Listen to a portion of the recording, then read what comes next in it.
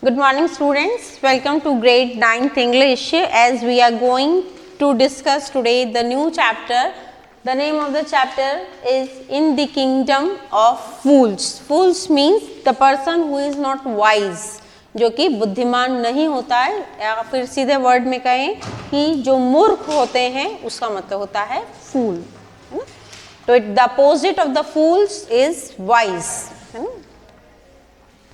It is written by A.K. Ramanujan. ये जो chapter है वो A.K. Ramanujan, that is he is a Indian writer who has written this particular chapter in the kingdom of fools. Okay, it is a story of a kingdom where the king and his all ministers both were idiots. दोनों के दोनों जो उसके minister थे, बोलते हैं जैसी राजा वैसी उसकी प्रजा होती है। तो राजा मूर्ख था तो उसकी प्रजा भी क्या हुई, मूर्ख हुई। तो एक ऐसे ही राज्य की ये स्टोरी है, एक ऐसे ही किंगडम की हम यहाँ पे बात कर रहे हैं जिसमें कि जो मिनिस्टर्स हैं as well as the king both were idiots. They have ordered that the night be treated as a day and all the people should work only after dark। इन्होंने क्या डिक्लेयर किया, मतलब एक ऑर्डर हुआ king की तरफ से जिसमें किंग ने ये समझाया कि या कहा, ऑर्डर में ये कहा कि आज से हमारे यहाँ पे दिन को रात समझा जाएगा और रात को दिन समझा जाएगा, और जैसे ही डार्क पड़ेगी, मतलब जब सनसेट हो जाएगा उसके बाद में ही सारे लोग अपना काम करेंगे, और दिन में सब क्या करेंगे, सोएंगे, आराम से आराम करेंगे। Nobody will work at daytime and if they will work at daytime they hang to death, they hang till death। उनको सूली पे चढ़ा दिया जाएगा यदि कोई दिन पे काम करेगा। And whosoever oppose the order of the king the same thing will be done with him also। उसके साथ में भी यही होगा, जो भी उसके ऑर्डर के खिलाफ जाएगा उसके साथ में यही किया जाएगा, उससे सूली पे लटका दिया जाएगा।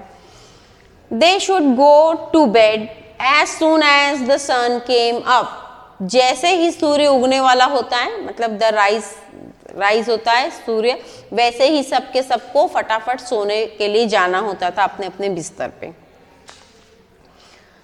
The king ordered were followed by the people for the fear of death। मतलब सबको अपनी जान का डर था, तो मतलब मरने के डर से सभी लोग अपने अपने घर जाकर के, दिन जैसे ही उगता वैसे ही सब लोग अपने घर जाकर के सो जाते। कौन अपनी मौत को आमंत्रण देगा दिन में काम करके, इससे सब जाके सो जाते। This dilated the king and his minister. इस बात से जो किंग होता है और उसके जो मिनिस्टर्स होते हैं उनको बहुत खुशी होती है। क्यों खुशी होती है? क्योंकि राजा को ऐसा लगता है कि देखो मेरा कितना डर है, इस बात की खुशी होती है। मतलब लोग मान रहे हैं और सो रहे हैं, इस बात की खुशी नहीं है, उसको इस बात की खुशी है कि that I have ordered so and so that they are following me, how much they obey me, कि वो लोग मेरा कितना सम्मान करते हैं, हाउ दे ओबे और respect the king. Once a guru and his disciple came to the city. एक बार उस शहर में, इस किंगडम में, उस राज्य में एक गुरु और उसका डेसिपल मतलब उसका फॉलोअर, जिसको हिंदी में चेला कहते हैं, वो उस सिटी में आते हैं। Soon they realized that they were in the kingdom of fools। और जल्दी ही उनको ये समझ में आ जाता है कि वो कहाँ पर हैं, कि मूर्खों के राज्य में हैं। उनको बहुत जल्दी ये रियलाइज हो जाता है, मतलब उन्होंने कुछ चीज ऐसी ऑब्जर्व करी है तभी तो उनको लग रहा है कि ये मूर्खों का शहर है। तो what they have realise, the guru was wise. लेकिन गुरु जो होता है वो क्या होता है, बहुत ही समझदार रहता है, वो बुद्धिमान रहता है। He advised his disciple that they should leave that place at once as it was not safe to stay there। कि मतलब हमको जल्दी ये जगह, मतलब जब तक के सेफ है तब तक ठीक है, नहीं तो भी हमको ये जगह यहाँ से छोड़ देनी चाहिए, क्योंकि ये सही जगह नहीं है ठहरने के लिए, रुकने के लिए, स्टे करने के लिए बेटर प्लेस नहीं है। गुरु ऐसा एडवाइस करते हैं अपने डिसिपल को। But disciple was a freak, मतलब उसको खाने का बहुत शौकीन होता है वो, तो वो उसको वहाँ पे हर चीज़ सस्ती मिल जाती है, चीप रेट्स में मिल जाती है, तो वो वहाँ से उस प्लेस को छोड़ के नहीं जाना चाहता। He was not fully agreed to his master, मतलब वो अपने गुरु से एग्री नहीं था इस बात पे। He found the city very cheap, क्यों? क्योंकि उसको जो सिटी होती है वो सस्ती लगती है, चीप लगती है, हर चीज़ सस्ते रेट्स में मिल जाती हैं, तो वो वहीं रहना चाहता था। He decided to stay there, he ate to his fill and soon grew fat, और वो बहुत जल्दी वहाँ पे रह करके क्या हो गया? फैट हो गया, मोटा हो गया वहाँ पे रहने से, क्योंकि हर चीज़ सस्ता मिल जाता था उसको, तो ले लेता था और खा लेता था, तो मोटा हो गया वो, तो फैट हो गया वो। अब इसका एक बैड रिजल्ट भी मतलब उसको आगे मिलेगा कि वो फैट तो हो गया, मतलब इससे उसको नुकसान भी देखने को मिलेगा आगे। So let's proceed the story. Meanwhile there was a unique trial in the court of the king, बीच में वहाँ पे एक ट्रायल होता है किंग के थ्रू। वो ट्रायल क्या होता है, इसमें बीच में एक स्टोरी रहती है, a thief has broken into the merchant's house, कि ये ट्रायल क्यों हो रहे हैं उसके पीछे की स्टोरी अभी हम जान रहे हैं यहाँ पे। तो ट्रायल क्यों होते हैं? इसलिए होते हैं ट्रायल क्योंकि एक चोर होता है, वो किसी मर्चेंट के घर पे घुस जाता है। अब मर्चेंट के घर पे घुसने से ट्रायल का क्या संबंध है? उसका संबंध ऐसा है, as he was making out of the hole the old wall fell on him, मतलब जिस दीवार पे वो गड्ढा करके अंदर गया था चोरी करने के लिए मर्चेंट के घर पे, उस दीवार पे जब वो वापस आता रहता है वो उसके ऊपर गिर जाती है, वो उसके ऊपर गिर जाती है और स्पॉट पे ही उसकी डेथ हो जाती है। उस थीफ की स्पॉट पे ही डेथ हो जाती है। किस वजह से? जिस वॉल से वो गड्ढा करके अंदर गया था वो वॉल उसके ऊपर गिरने से उसकी स्पॉट पे ही, मतलब उसी जगह पे वो मर जाता है। His brother blamed the rich merchant for the death of his brother, और जो चोर का भाई होता है वो मर्चेंट के ऊपर ब्लेम लगाता है, मतलब आरोप लगाता है कि इसके घर की दीवार के कारण मेरा जो भाई है उसकी, मेरे भाई की डेथ हो गई है। ये ब्लेम है। ये कौन ब्लेम लगाया है? जो थीफ है उसके भाई ने मर्चेंट पे ब्लेम लगाया है। ब्लेम का मतलब होता है किसी पे आरोप लगाना, ठीक है। ही अपील्ड टू द किंग, और इसी बात की वो राजा से क्या करता है? अपील करता है। अपील क्या होता है? जब अपनी कोई चीज बात किसी के सामने रखते हैं, कुछ न्याय, कुछ जस्टिस वगैरह मांगने के लिए, तो उसे अपील कहा जाता है। So this brother of the thief has appealed in the court of the king, वो उससे किंग के दरबार में अपील कर देता है, वो उसका भाई, चोर का भाई। The accused was summoned. अब समन का मतलब क्या होता है? ये एक लीगल वर्ड है। समन का मतलब होता है जिसके नाम पे मान लो कोई नोटिस जारी हुआ रहता है, या बोलना चाहिए कि किसी पे कोई आरोप लगे हुए हैं तो उसको समन, उसके लिए समन जारी करते हैं। तो समन क्या है? एक लीगल डॉक्यूमेंट है कोर्ट के थ्रू।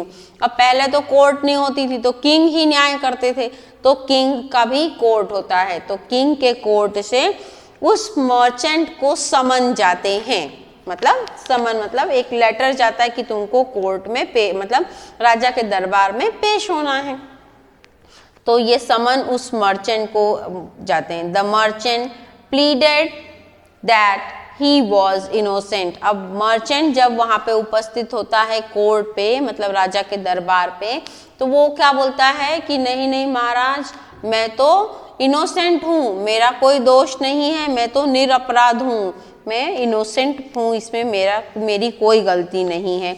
वो अपनी तरफ में ऐसी, मतलब अपनी तरफ से अपने आप को बचाने के लिए ये बात रखता है राजा को। He blamed the bricklayer who had built a weak wall. अच्छा, वो ब्लेम किस पे लगा रहा है? क्योंकि वो तो पूरी नगरी ही मूर्खों की है। तो वो जो मर्चेंट है उसने किस पे आरोप लगाया, ब्रिक लेयर जो बनाया, जिसने ईंटों की दीवार बनाई है उसके ऊपर, कि जो जिसने ये दीवार को बनाई है वो पर्सन जो है वो इसके लिए जिम्मेदार है, मैं थोड़ी जिम्मेदार हूँ इसके लिए, आई am not responsible for this, the person who has made the wall is responsible for the falling of the wall, वो रिस्पॉन्सिबल है, ऐसे करके वो ब्लेम लगा देता है।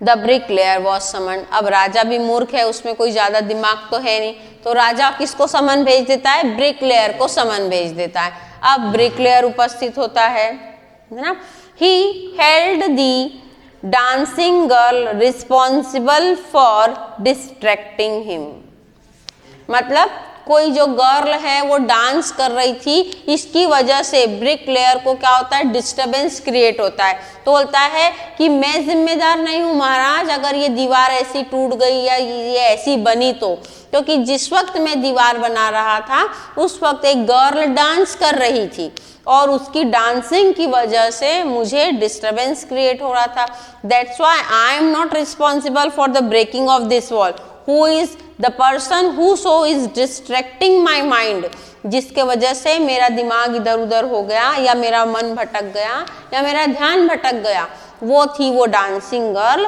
She is responsible for this thing, तो उसने भी अपना जो बला थी वो उस डांसिंग गर्ल के ऊपर थोप दी।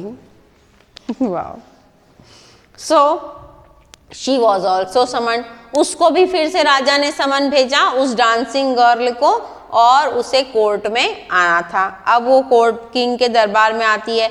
She blame the gold Smith who did not make her ornament in time, और वो जो गर्ल रहती डांसिंग गर्ल वो किस पे ब्लेम लगा देती, वो अपना आरोप किस पे लगाती है, गोल्ड स्मिथ पे लगाती है, मतलब सुनार पे, जिसने उसके जेवरात जो हैं वो समय पर नहीं बना के दिए उसे, इसलिए वो बोलती है कि उसने मुझे समय पर नहीं बना के दिए, तो वो जिम्मेदार है इसके लिए कि जो ब्रिक लेयर का ध्यान भटक गया और वो मेरे को देख रहा था, क्योंकि और मैं किसे मानती हूँ, वो अपना जो जिम्मेदार मानती थी जिसे, वो था एक गोल्ड स्मिथ, मतलब एक सुनार, जिसने उसको समय पर उसके गहने नहीं बना करके दिए थे। अब इससे गहने का क्या संबंध है, that you have to go through the text in detail कि why she has blamed the goldsmith, है ना। The goldsmith admitted that he could not made her jewelry in time, but he pleaded that a rich merchant had pressed him to make ornament early for a family wedding. अब जो rich merchant जो gold Smith होता है वो इस बात को मानता है कि उसने इस गर्ल को, डांसिंग गर्ल को समय पर नहीं बना के दिए उसके ऑर्नामेंट, इसके लिए भी वो जिम्मेदार नहीं है, क्योंकि एक दूसरा व्यापारी था, एक रिच मर्चेंट था जिसके घर पे शादी थी, तो वो उसको पैनिक, मतलब वो उसको डरा रहा था कि वो उसको प्रेस कर रहा था, वो उसको फोर्स कर रहा था कि he has to make the jewellery first for him, कि वो पहले उसे उसकी ज्वेलरी बना के दे क्योंकि उसके घर में शादी है, और इस वजह से ही, इसलिए मैं जिम्मेदार नहीं हूँ इसकी ज्वेलरी इसको बना के न देने पर टाइम पर, वो मर्चेंट, वो रिच मर्चेंट जिम्मेदार है जिसके लिए मैंने पहली उसकी ज्वेलरी बनाई और बाद में इनकी बनाई, इसलिए आप उस रिच मर्चेंट को पकड़ो। अब चलो, जो गोल्ड स्मिथ था वो भी छूट गया, तो अब उस रिच मर्चेंट को समझ जाएगा। The rich merchant was the father of the present owner of the house who was accused by the thieves brother. अब ये जो रिच मर्चेंट कौन था, ये वही पर्सन था जिसके घर पे चोरी हुई थी, ये उसके फादर थे, ये उसके फादर थे, मतलब the rich merchant was the father of the present owner of the house, मतलब जिसके घर में चोरी हुई है उसके पिता थे वो रिच मर्चेंट, जो उस वक्त वेडिंग ज्वेलरी बनाने के लिए जिम्मेदार थे, जिसने इनको अभी ब्लेम किया उस गोल्ड स्मिथ ने, है ना। He was accused by the thief brothers. Now the king ruled that the rich merchant was the real culprit. अब जो राजा था उसे ये समझ में आया कि असली गुनहगार, कल्प्रिट का मतलब होता है गुनहगार, तो who was the real culprit? So now he come to know this thing that the rich merchant, that rich merchant is the real culprit of the breaking of the wall. उस राजा ने अपनी बुद्धि से, मतलब वो मूर्ख तो था ही, लेकिन जितना भी दिमाग था उसके पास ने, उसने अपने दिमाग से ये डिसीजन निकाला कि that rich merchant was the real culprit. The merchant pleaded that it was his father who has ordered for the jewelry. अब जो मर्चेंट था जिसके घर में चोरी हुई, वो बोलता है कि नहीं नहीं, वो मैं रिच मर्चेंट नहीं हूँ, मेरे पिता वो रिच मर्चेंट थे उस समय जिन्होंने वेडिंग के ज्वेलरी की ऑर्डर प्लेस किया था, है ना। The king consulted his minister and ruled that he had inherited all the wealth as well as sin of his dead father. अब किंग ने बोला कि उसके फादर तो है नहीं, या हो भी होंगे, इस चीज में मेंशन नहीं है, तो भी किंग ने अपने मिनिस्टर से कंसल्ट किया और इस निष्कर्ष पर पहुंचा, इस डिसीजन पे पहुंचा कि जो भी पैसा था, जो भी उस पर्सन का पैसा था, उन सब का आनंद कौन ले रहा है, उन सब का प्लेजर कौन उठा रहा है, वो ही रिच मर्चेंट जो अभी उसके सामने प्रेजेंट है। तो अल्टीमेटली और indirectly he is responsible for the sin also. भाई जो पुण्य आपके माता पिता ने करे, आपने उनका तो फायदा उठा लिया, अब जो उनका पाप है उसका भी तो आपको ही भोगना पड़ेगा। मतलब जो आपको अगर किसी से फायदा हो रहा है तो जो उसके लॉस हैं वो भी तो आपको ही बियर करने पड़ेंगे कि नहीं करने पड़ेंगे। तो इसलिए जो मिनिस्टर थे और जो राजा थे, उन्होंने ये डिसीजन निकाला कि भाई अगर तुमने उनकी जो संपत्ति है उस पर पूरा तुम्हारा अधिकार है, तो उनकी वजह से जो पाप हुए हैं उसके भी तुम ही जिम्मेदार हो, इसलिए तुमको ही सूली पे लटकाया जाएगा। ये डिसीजन दिया राजा ने। So he was the real culprit, इसलिए इनडायरेक्टली तुम ही रियल कल्प्रिट हो, मतलब जिसके घर में चोरी हुई मर्चेंट के घर में, वो ही रियल कल्प्रिट निकाला गया। Now the rich merchant was ordered to be executed, और उसे फांसी की सजा सुना दी गई, है ना। A new stake was build, एक नया स्टेक बनाया गया, मतलब नया फांसी लगाने के लिए उसको, मतलब एक लकड़ी का ऐसा वुडन टाइप का स्ट्रक्चर होता है, उस स्ट्रक्चर पे उसकी मुंडी रखी जाती है, मतलब उसकी गर्दन जो है, नेक को वहाँ पे सेट किया जाता है, और उसके बाद में ऊपर से सॉर्ड या जो भी जो कसाई होता है, जो पर्सन होता है, उसकी गर्दन को उसकी मतलब शोल्डर से अलग कर देता है, ऐसा वो पर्सन, इस टाइप का सिस्टम था वहाँ पर। तो एक नया स्टेक बनाया गया, but the merchant was too thin to fit the stake, तो मर्चेंट बहुत दुबला था कि वो उस पे फिट नहीं आ सकता था। The king ordered to find a person who was fit and fat enough to fit at the stake. तो राजा ने ये घोषणा करवाई कि आप राज्य में किसी ऐसे पर्सन को ढूंढो जिसकी गर्दन जो है वो इस स्टेक पे फिट मा जाए, वो इतना मोटा होना चाहिए कि इस स्टेक में मा जाए, तो किसी न किसी को तो मरना ही पड़ेगा। अब ये स्टेक तो बना ही दिया है और फांसी तो लगनी चाहिए, मतलब मरना तो है ही सही। तो राजा ने इस टाइप का ही घोषणा करवाया। अब आपको पहले ही पता है कि जो डेसिपल था उसका गुरु का, वो खा खा के मोटा हो गया था, तो जो उसके कोर्टयार्ड्स थे वो उसको ढूंढ करके लेकर के आ गए उस फैट इंसान को, तो वो जो डेसिपल था वो ही फैट था। ही रिमेम्बर्ड हिज गुरु, और उतने में वो अपने गुरु को याद करता है कि जब उसे मतलब फांसी की सजा दी जा रही थी तो वो अपने मन में अपने गुरु को याद करता है। जो गुरु रहता है वो क्या रहता है, वो फ्यूचर को देख सकता था, वो इतना पहुंचा हुआ गुरु था। तो उसने ये समझ गया कि हाँ मेरा जो शिष्य है वो जरूर किसी मुसीबत में है। Later part of the story we will discuss in the next video. Till then keep learning.